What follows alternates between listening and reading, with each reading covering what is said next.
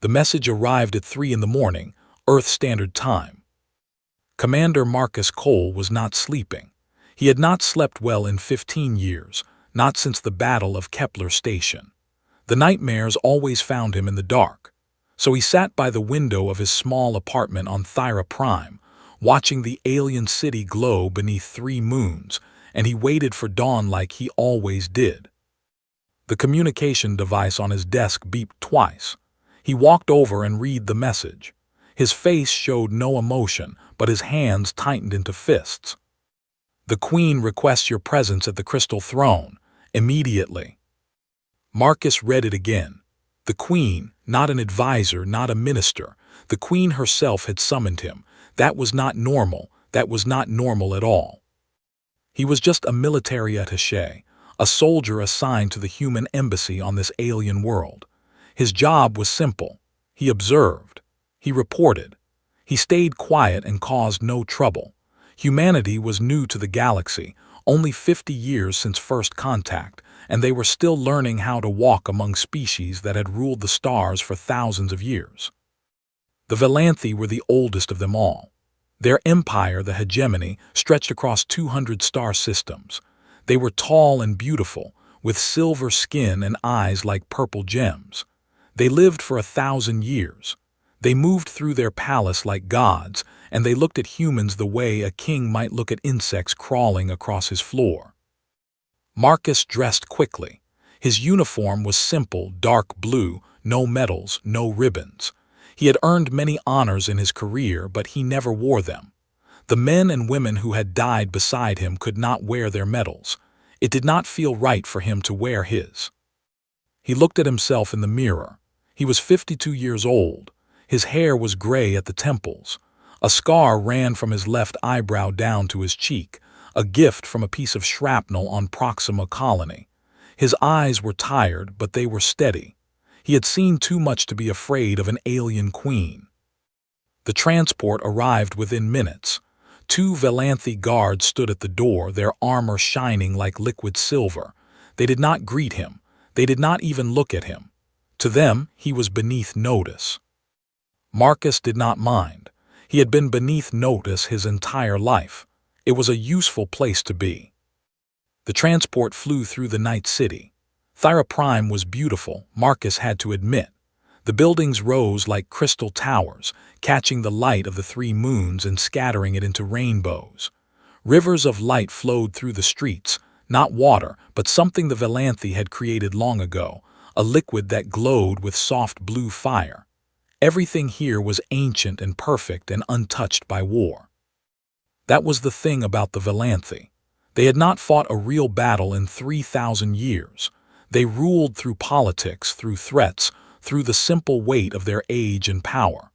Other species bowed to them because they were afraid of what might happen if they did not. But the Valanthi had never actually tested that fear. They had never needed to. The Crystal Throne was exactly what its name suggested, a massive palace built entirely from a single piece of transparent crystal, grown over 10,000 years by Valanthi engineers. It caught the moonlight and held it, so the entire building seemed to glow from within.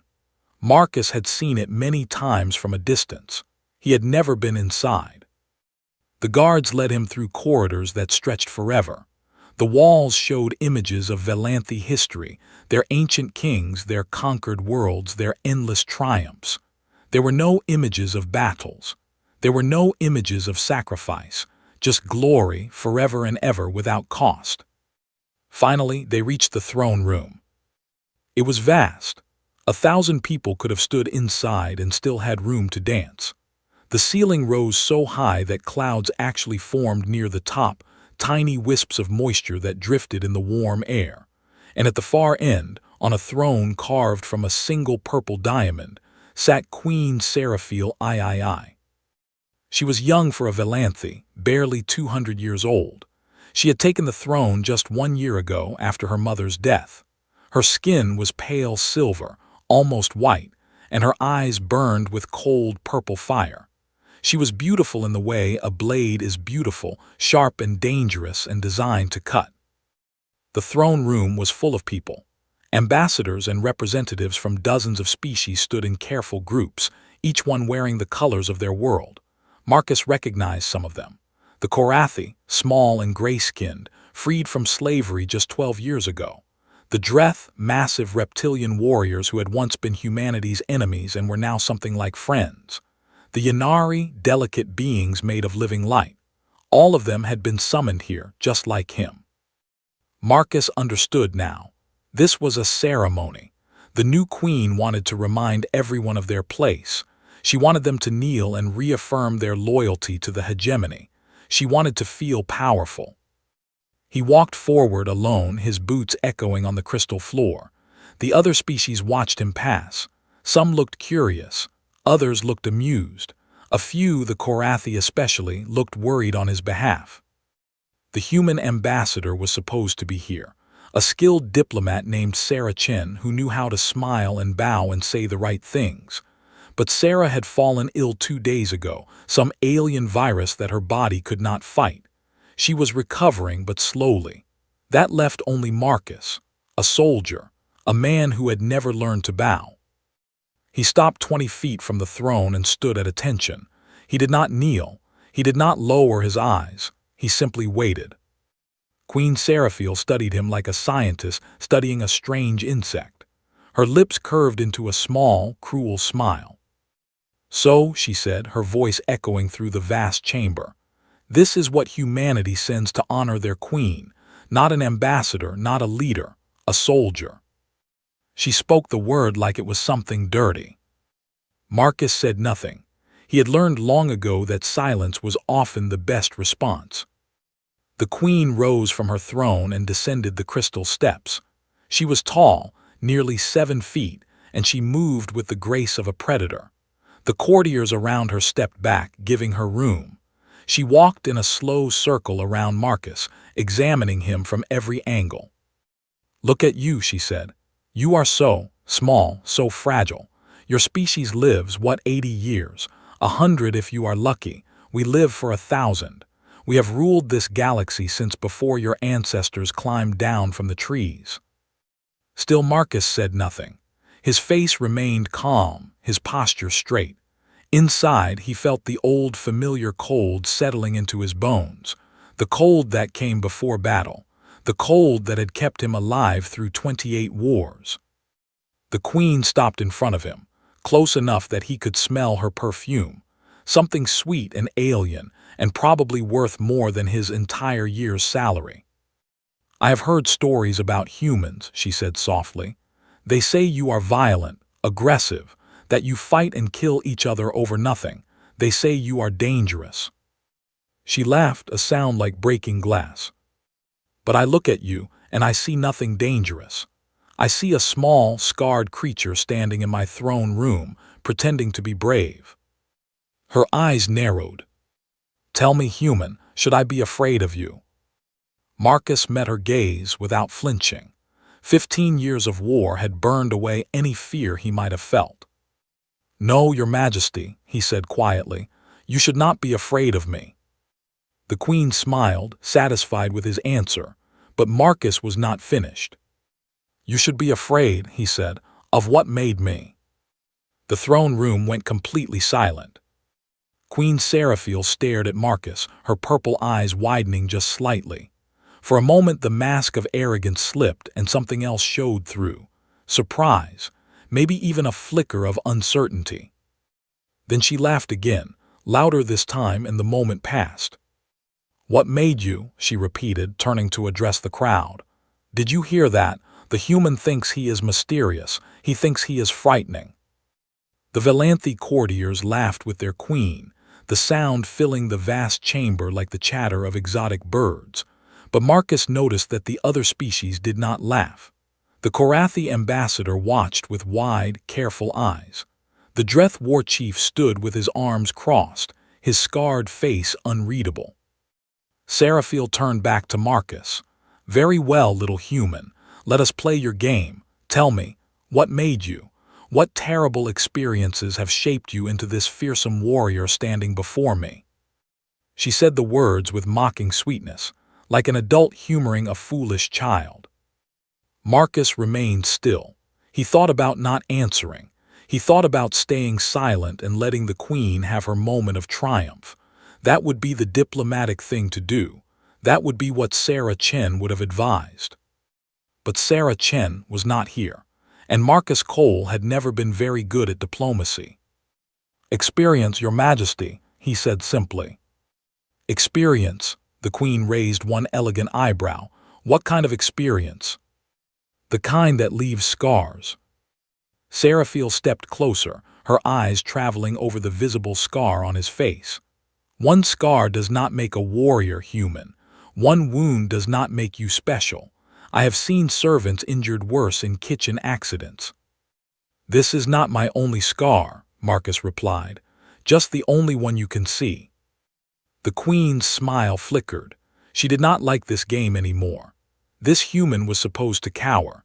He was supposed to stammer and apologize and remind her of human weakness. Instead, he stood before her like a stone wall, unmoved by her power. She decided to change tactics. "Let us speak plainly then," she said, her voice turning cold. "Since humanity joined our hegemony 50 years ago, you have been nothing but trouble. You expand too quickly. You breed too fast. You make alliances with species far above your station." She gestured at the Korathi ambassador, who flinched under her gaze. "And worst of all," she continued, "you fight, constantly, endlessly, like animals that cannot control their own nature." Marcus said nothing. He simply waited. "So tell me, human." The Queen's voice dropped to a whisper that somehow carried through the entire chamber. "How many battles has your pathetic species fought since joining our hegemony? How many times have you raised weapons and spilled blood like the primitives you are?" She expected shame. She expected embarrassment. She expected him to lower his eyes and mumble some small number, proving that humanity was exactly what she said, violent but insignificant. Marcus looked directly into her eyes. 28, Your Majesty." The number hung in the air like thunder after lightning. 28. The Valanthe courtiers stopped laughing. The other ambassadors shifted uneasily. Even Queen Seraphil seemed frozen for a moment, her perfect composure cracking just slightly. 28 battles in 50 years. The Valanthe had fought one battle in 3,000 years, one battle in 30 centuries, and this small, short-lived species had fought 28 wars in half a century. 28, the Queen repeated slowly. 28 battles. "Yes, Your Majesty." Seraphil recovered quickly, but Marcus saw the calculation in her eyes.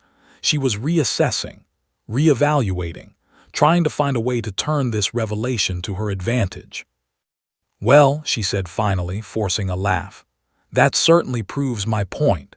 28 wars, 28 failures, 28 times your species proved it cannot live in peace with others." She turned to the crowd, spreading her arms wide. "Do you see now why humanity must be watched? Why they must be controlled? They are children playing with fire. They start wars they cannot win, and then they come crawling to us for protection." The Valanthe courtiers murmured in agreement, but Marcus noticed that the other species remained silent. They were waiting, watching. "I apologize, Your Majesty," Marcus said quietly. "I believe there has been a misunderstanding." Seraphil turned back to him, her eyes narrowing. "Oh, what misunderstanding?" "You said 28 failures." Marcus shook his head slowly. "You assumed we lost those battles." The throne room went very, very still. "We did not lose," Marcus continued, his voice calm and steady. 28 battles in 50 years, 28 victories. Humanity has not lost a single war since joining the galactic community. For a long moment, no one spoke. No one moved. The Queen stared at Marcus as if he had suddenly grown a second head. "That is impossible," she finally said. "No species wins every war. No species has such a record." "We do." "You are lying." Marcus shook his head. "I am a soldier, Your Majesty. I do not lie about war. I have too much respect for the dead." Seraphiel's face twisted with anger. This was not going the way she had planned. This ceremony was supposed to demonstrate her power, her dominance. Instead, this scarred human was standing in her throne room, claiming victories that even the Valanthe could not match. How, she demanded. How can a species so young, so weak, so primitive defeat enemy after enemy? What trick are you playing? No trick, Marcus said, just truth. Then explain it to me. The Queen's voice was sharp as a blade. Explain how humans win wars against species older and stronger than yourselves. Marcus was quiet for a moment. He thought about all the battles he had seen, all the friends he had buried, all the impossible situations that should have ended in defeat. We win, he said finally, because we do not know how to surrender. The Queen laughed, but it was a harsh sound, empty of humor. Every species knows how to surrender. It is basic survival. Perhaps, Marcus nodded slowly, but humans, we are different. When everything is lost, when there is no hope, when any sensible species would lay down their weapons and accept defeat, that is when humans fight hardest. He paused, letting the words sink in. You ask how we win, Your Majesty. The answer is simple. We win because we refuse to lose. We win because we would rather die on our feet than live on our knees. We win because surrender is not in our nature. The Dreth war chief made a low sound in his throat, a sound of respect. The Korathi ambassador's eyes were shining with something that looked like hope. But Queen Seraphiel was not impressed. She was furious. Pretty words, she spat, but words do not win wars. No, Marcus agreed. Sacrifice wins wars, and humans know sacrifice better than any species in this galaxy. You know nothing of sacrifice. Your species is barely out of its infancy. You have existed for the blink of an eye compared to the Valanthe. Marcus met her gaze steadily. With respect, Your Majesty, that is exactly my point. In 50 years we have fought 28 wars. In 3,000 years you have fought one. We have paid for our victories in blood. We have earned every inch of space we hold. He paused. What have the Valanthe earned? The silence that followed was deafening. No one had ever spoken to a Valanthe queen this way. No one had ever dared. Seraphiel's face went pale with rage. Her hands trembled at her sides. For a moment, Marcus thought she might order his execution right there in the throne room. But she did not. Instead, she did something worse. She smiled. You want to talk about sacrifice, she said softly.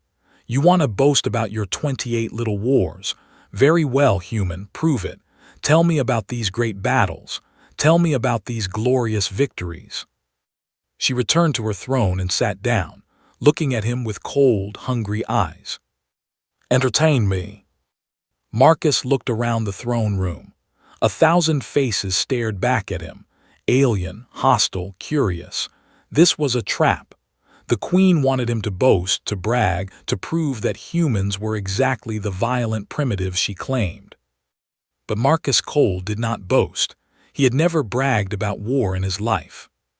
Instead, he would tell the truth. And the truth, he knew, was far more terrifying than any boast could ever be. Very well, Your Majesty, he said quietly. I will tell you about our wars, but I warn you there is no glory in what I am about to say. Only blood, only fire, only the stubborn refusal to die. He took a deep breath. Let me tell you about Kepler Station. Marcus began to speak, and the throne room listened. Kepler Station was our first battle, year one of humanity's presence in the galaxy. We had built a small outpost on the edge of explored space, 300 colonists, scientists, farmers, families, children. He paused, letting the image settle in the minds of his audience. The Dreth found them. Across the room, the Dreth war chief shifted uncomfortably. That was ancient history now, but it was not forgotten. In those days, the Dreth were raiders. They took what they wanted and killed anyone who resisted. They arrived at Kepler with 12 warships. We had nothing. No fleet. No weapons, just 300 civilians and a handful of security officers with pistols. Queen Seraphiel leaned forward, expecting to hear how humans had begged for mercy, how they had surrendered, how the Valanthi had needed to rescue them. The Dreth demanded our surrender, Marcus continued. They gave us 1 hour to abandon the station, 1 hour to leave everything we had built and flee into the void like frightened animals. And you surrendered, the Queen said. It was not a question. No, Marcus shook his head. We did not. The station commander, a woman named Elena Vasquez, sent back a 2-word reply. What did she say? Come down. The throne room stirred. The Dreth war chief let out a low rumble that might have been a laugh. The Dreth accepted her invitation. Marcus said, they thought it would be easy. 300 civilians against 1,000 trained warriors. It should have been a massacre. He was quiet for a moment, remembering. It was a massacre, just not the kind the Dreth expected. Commander Vasquez turned that station into a death trap. She sealed corridors and vented them into space. She overloaded power systems and turned them into bombs. She led the Dreth through a maze of their own bodies. How many died? The Queen asked quietly. On our side, 212. Men, women, children, more than 2/3 of the colony. The numbers hung in the air, heavy and terrible. On their side, 847.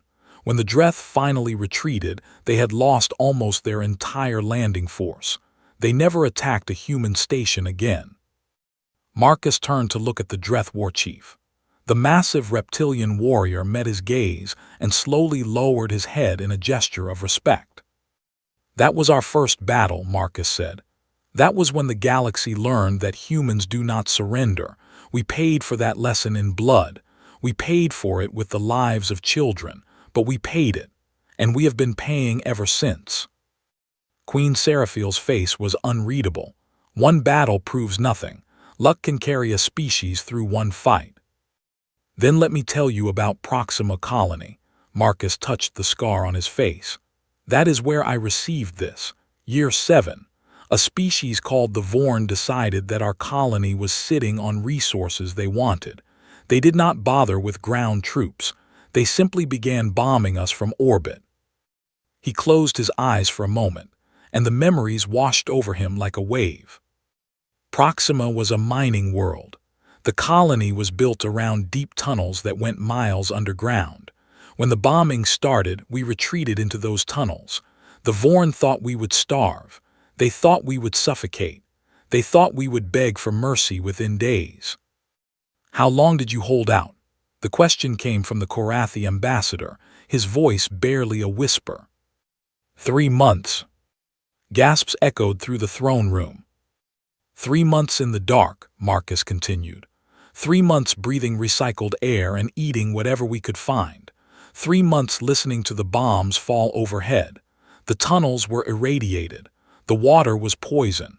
Every day, people died from sickness and hunger and despair. He opened his eyes and looked directly at the Queen. But we did not surrender. We held, we waited. And when our fleet finally arrived, when our ships broke through the Vorn blockade, we came crawling out of those tunnels like ghosts. Pale, starving, dying, but alive, still fighting, still refusing to give up. What happened to the Vorn? Queen Seraphiel asked. They do not exist anymore. Marcus's voice was flat, empty of emotion. After Proxima, humanity decided that the Vorn were too dangerous to leave alone. We found their homeworld. We offered them peace. They refused. He did not need to say more. The implication was clear. That was our second battle. Shall I continue? The Queen said nothing. She simply stared at him with those cold purple eyes. So Marcus continued. He told them about the liberation of Korathi, where human soldiers had fought and died to free a species they had never met, a species they owed nothing to. He told them about the Battle of the Drift, where a single human destroyer had held a hyperspace corridor against a pirate fleet for 18 hours, buying time for civilian ships to escape. He told them about Operation Sunfall, where a team of human engineers had crashed a moon into an enemy space station because it was the only way to stop an invasion. Story after story, battle after battle, victory after victory. But Marcus did not make them sound like victories. He made them sound like what they were: desperate struggles against impossible odds. He spoke of sacrifice and loss and pain. He spoke of soldiers who threw themselves on grenades to save their friends. He spoke of pilots who crashed their ships into enemy weapons because they had no missiles left. He spoke of ordinary people who became heroes simply because there was no one else. Year 31, he said, his voice growing hoarse. The liberation of the Korathi. Across the room, the Korathi ambassador had tears streaming down his gray face. The syndicate had enslaved them for 2 centuries, used them as workers, as servants, as things to be bought and sold. The hegemony knew about it. Everyone knew about it. He looked around the room, meeting the eyes of the Valanthi courtiers. No one did anything. The Korathi were a small species with nothing to offer. They had no strategic value, no economic importance. So the galaxy looked away and let them suffer. But humanity did not look away. The Korathi ambassador spoke these words, his voice trembling with emotion. No, Marcus agreed. We did not. When we learned what was happening, we sent a message to the syndicate. We told them to release the Korathi immediately. They laughed at us. They told us to mind our own business. What did you do? The question came from a Yanari representative, her form flickering with agitated light. We made it our business. Marcus's voice was hard as iron. We sent a fleet, not to conquer, not to take resources, just to free people who could not free themselves. The syndicate fought back. They had more ships, more weapons, more experience. We lost 4 cruisers in the first engagement, 1,200 men and women. He paused. But we did not retreat. We sent more ships. We lost more people. We kept sending them until the syndicate realized something important. What? Queen Seraphil asked. That we would never stop. That we would spend our last ship, our last soldier, our last breath to free the Korathi. Because it was right. Because someone needed to stand up for people who could not stand up for themselves. The Korathi ambassador stepped forward, ignoring protocol, ignoring the guards who moved to stop him. Humanity freed my people, he said, his voice ringing through the chamber. They did not ask for payment. They did not demand resources. They fought and died and bled for us because they believed we deserved to be free. He turned to Queen Seraphil. Where were the Valanthi? Where was the hegemony? You have ruled this galaxy for millennia. You have the power to end injustice with a word, but you did nothing. You let us suffer because we were not worth saving. The Queen's face flushed with anger. How dare you speak to me this way? You forget your place. No, Your Majesty. The Korathi ambassador shook his head slowly. For the first time in 200 years, my people know exactly where we stand. We stand with humanity, because humanity stood with us when no one else would. The throne room erupted into chaos. Voices shouted. Guards moved forward. The Valanthi courtiers screamed for order. But Marcus stood silent in the middle of it all, watching the Queen's face, watching her realize that she had made a terrible mistake. She had wanted to humiliate humanity. Instead, she had given them a platform to show exactly why they should be feared and respected. The guards restored order eventually. The Korathi ambassador was escorted back to his place, though he went with his head held high. The other species returned to their positions, but something had changed. The air in the throne room felt different, electric, dangerous. Queen Seraphil sat on her diamond throne, her face a mask of controlled fury. Her advisors whispered urgently in her ears, but she waved them away. She had started this game, and she would finish it. Touching stories, she said finally, her voice dripping with venom. Truly touching. The mighty humans fighting for freedom and justice. Is that the image you wish to present, Commander? Marcus remained at attention. I present no image, Your Majesty, only facts. Facts, the Queen laughed, but there was no humor in it. Facts can be twisted. Stories can be exaggerated. How do we know you speak the truth? You do not, Marcus admitted, but I can show you. He reached slowly into his uniform pocket. The guards tensed, hands moving toward weapons, but Marcus moved carefully, showing he meant no threat. He pulled out a small device, no larger than his palm. A hollow recorder, he said. Standard military equipment. Every human soldier carries one. We document our battles. We preserve them for history. He looked at the Queen. May I? Seraphil hesitated. She knew this was dangerous. She knew that whatever was on that device could damage her position further. But she was also curious. She was also proud. And most importantly, she had an audience watching. She could not appear weak. Show us, she commanded. Marcus activated the device. A holographic image appeared in the air above his palm, expanding until it filled the space between him and the throne. The image was grainy, captured by a camera mounted on a soldier's helmet. The throne room fell silent as the recording began to play. Fire, smoke, the sound of explosions and screaming. The image showed a corridor inside a space station.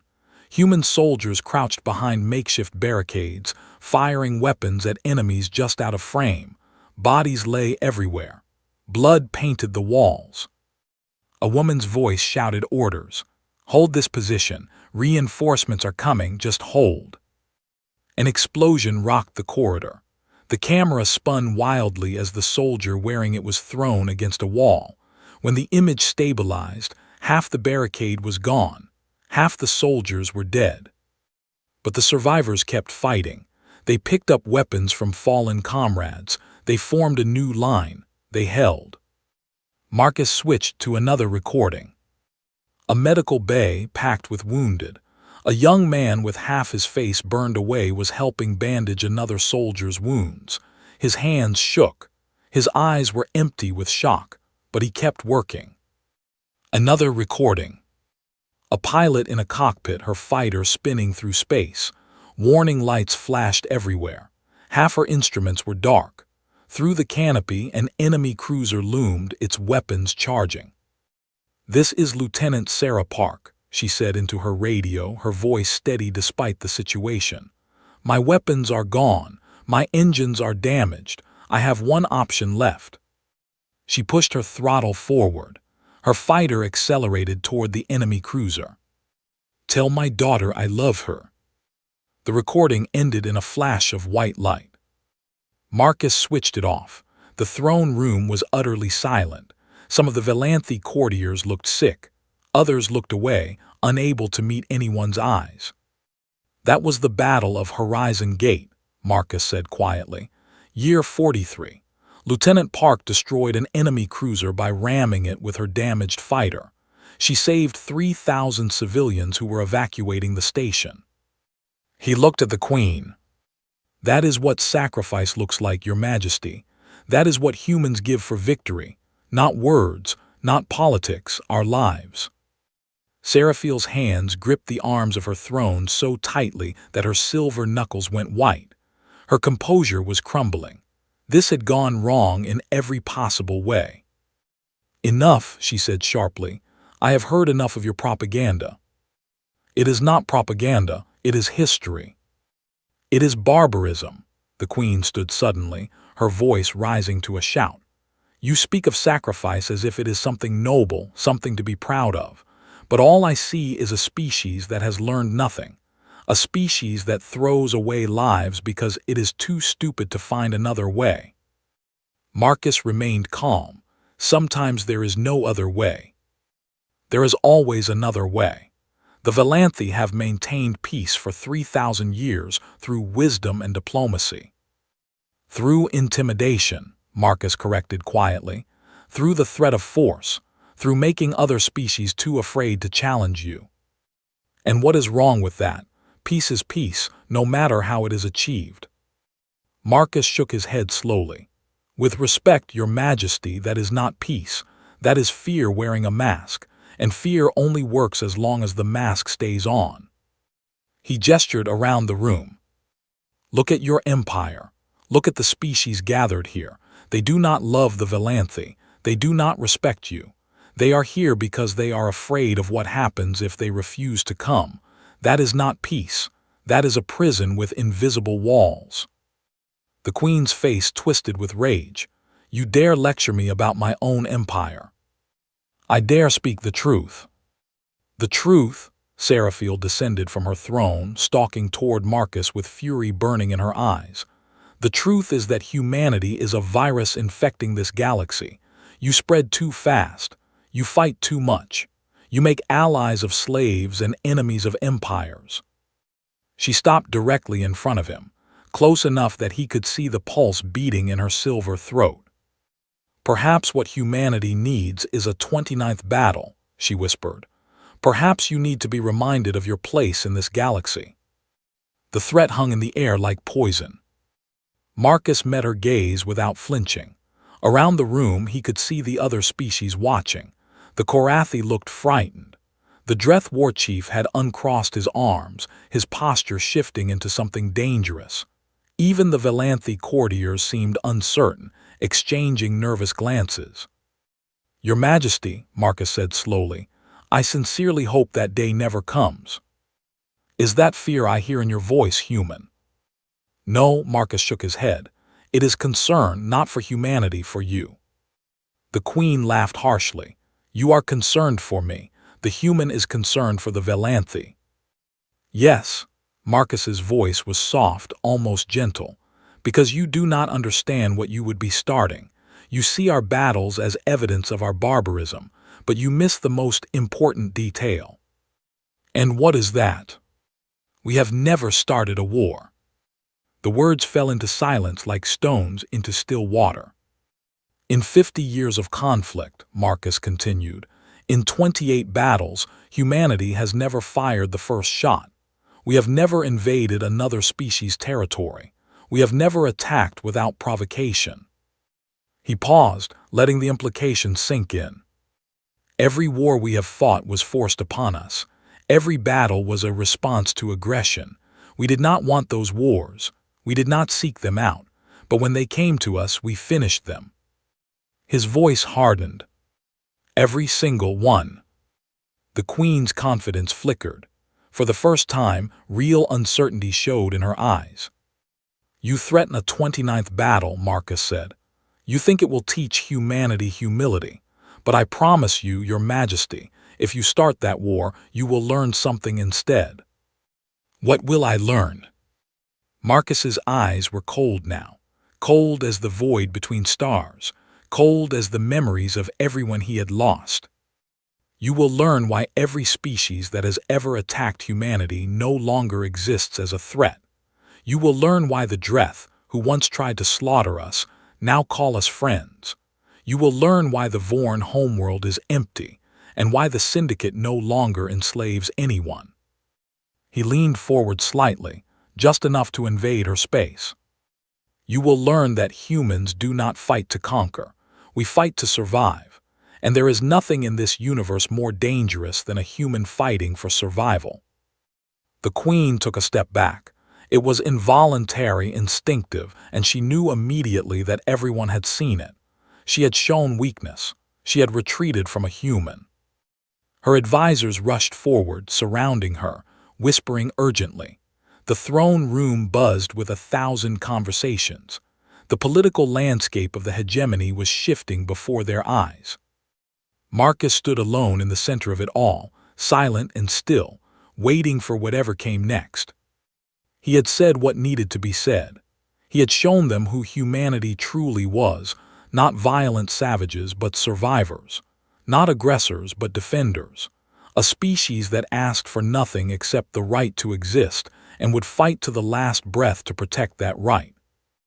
Now the choice belonged to the Queen. Peace or war? Wisdom or folly? Life or death? The Queen's advisors pulled her aside. Their whispered conversation lasted nearly 10 minutes while the rest of the throne room waited in tense silence. Marcus did not move. He stood at attention, eyes forward, mind calm. He had done what he could. The rest was out of his hands. Finally, Seraphil returned to her throne. Her face had changed. The arrogance was still there, but it was tempered now with something else. Calculation, caution, perhaps even a hint of grudging respect. "Commander Cole," she said, her voice carefully neutral, "you have given me much to consider." Marcus inclined his head slightly. "That was my only intention, Your Majesty." "Was it?" The Queen studied him with those cold purple eyes. "I think your intentions were quite clear. You came here to show me that humanity cannot be intimidated, that threatening your species would be unwise." "I came here because I was summoned," Marcus replied.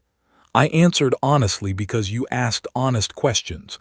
I am a soldier. Deception is not my skill." A faint smile crossed the Queen's lips. "No, it clearly is not. You are remarkably blunt for a diplomat." "I am not a diplomat." "No." Seraphil tilted her head, examining him like he was a puzzle she could not quite solve. "You are something far more interesting. You are what your species creates when it has no choice but to fight."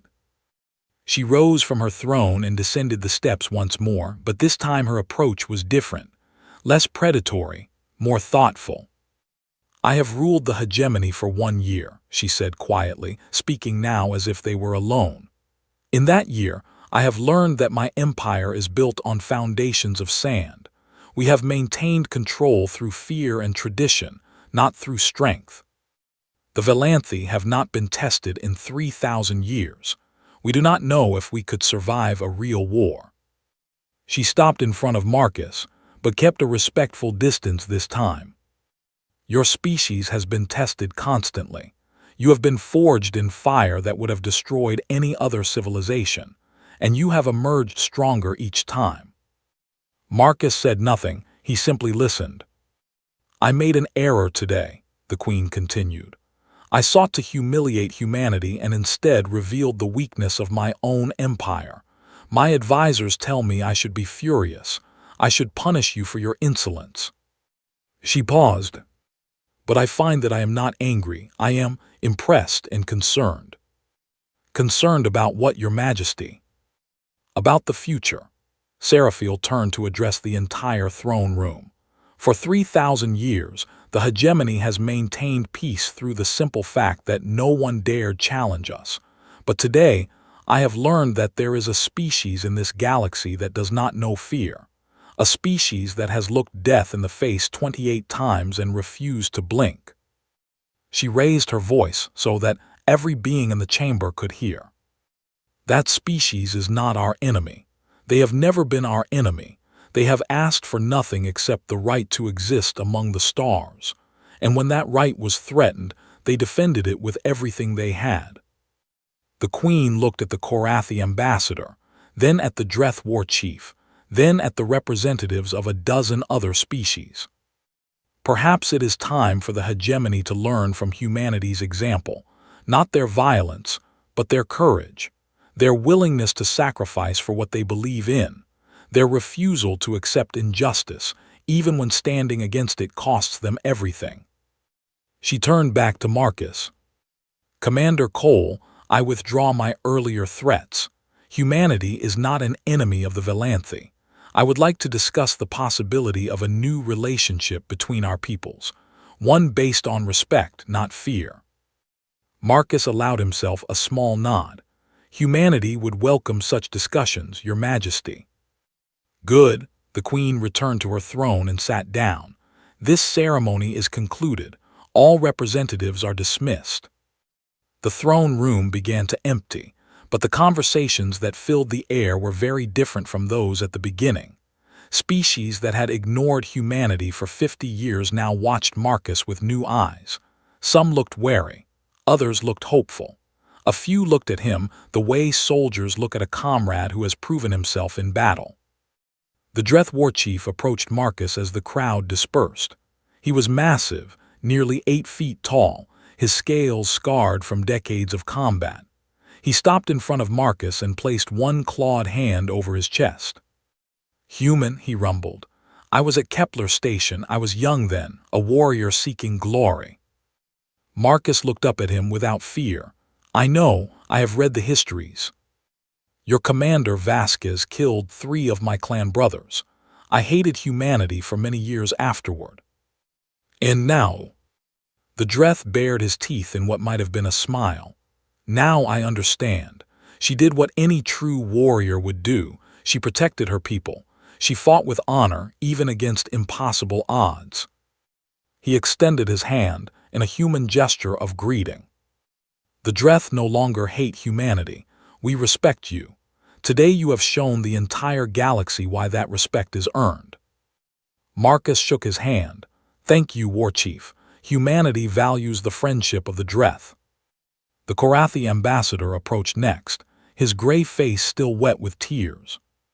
"Commander," he said, his voice thick with emotion, "I do not have words sufficient to express what your people have done for mine. Humanity saved us when no one else would even acknowledge our suffering." "We did what was right," Marcus said simply. "Yes," the ambassador nodded. "That is what makes it so remarkable. In a galaxy of species who calculate advantage and measure cost, humanity simply did what was right. That is worth more than all the gold in the universe." One by one, representatives of other species approached Marcus. Some simply nodded their respect. Others spoke words of gratitude or admiration. A few asked quiet questions about humanity, about Earth, about the strange species that fought like demons and bled like mortals and never, ever surrendered. By the time the throne room finally emptied, Marcus was exhausted. He had stood at attention for hours. He had spoken more in one day than he usually spoke in a month. And he had carried the weight of 28 wars on his shoulders, displaying them for all the galaxy to see. He made his way slowly back to the human embassy. The transport ride was quiet. The guards who accompanied him were different now, still Valanthe, still proud, but they looked at him with something that had not been there before. Wariness, perhaps, or respect, maybe both. The embassy was dark when he arrived. It was late, long past midnight. His aide, a young lieutenant named Chen, no relation to the ambassador, was waiting at the door. "Sir," she said as he entered, "I monitored the ceremony through diplomatic channels. What you did in there was incredible." Marcus shook his head. "I just answered questions." "You changed history." Chen fell into step beside him as he walked toward his quarters. "By tomorrow, every species in the hegemony will know what happened. Humanity will never be seen the same way again." "Perhaps," Marcus stopped at his door and turned to look at her, "or perhaps they will see us exactly as we have always been. They were just not paying attention before." He opened the door to his quarters and stepped inside. The room was small and sparse, nothing like the luxury of the crystal throne. But it was quiet and dark, and for the first time in 15 years, Marcus felt like he might actually sleep tonight. Chen lingered in the doorway. "Sir, may I ask you something?" "Of course." "When the Queen asked how many battles we had fought, you did not hesitate. You said 28 immediately. How did you know that number so quickly?" Marcus was silent for a long moment. Then he walked to his window and looked out at the alien city, at the 3 moons hanging in the purple sky, at the lights of a civilization that had never known true war. "Because I remember every single one," he said quietly. "I remember every battle, every soldier who fell, every sacrifice that was made. I carry them with me always. That is the burden of being human." Chen nodded slowly. "Thank you, sir, for everything you did today." She closed the door, leaving Marcus alone. He stood at the window for a long time, watching the moons move across the sky.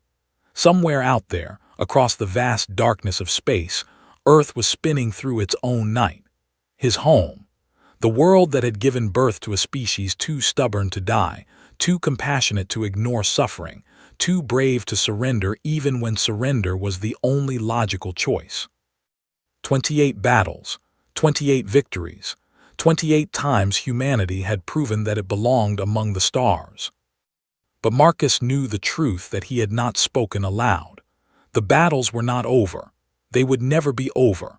As long as there was injustice in the galaxy, as long as there were tyrants and slavers and empires built on fear, humanity would keep fighting. Not because they wanted to, because someone had to. And because humans, for all their flaws, had never learned how to look away from suffering.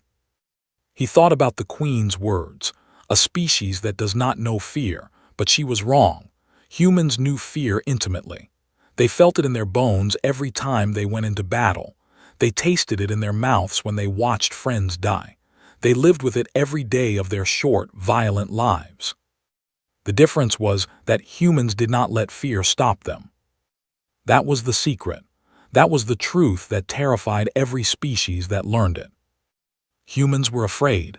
They were always afraid. They just kept fighting anyway. Marcus Cole, commander of nothing and everything, veteran of too many wars to count, finally turned away from the window. He removed his uniform and lay down on his bed, staring at the ceiling. Tomorrow there would be negotiations, politics, the slow, careful work of building alliances and reshaping humanity's place in the galaxy. It would take years, decades perhaps. But tonight, in the quiet darkness of an alien world, Marcus allowed himself a rare moment of peace. Humanity had spoken. The galaxy had listened. And nothing would ever be the same.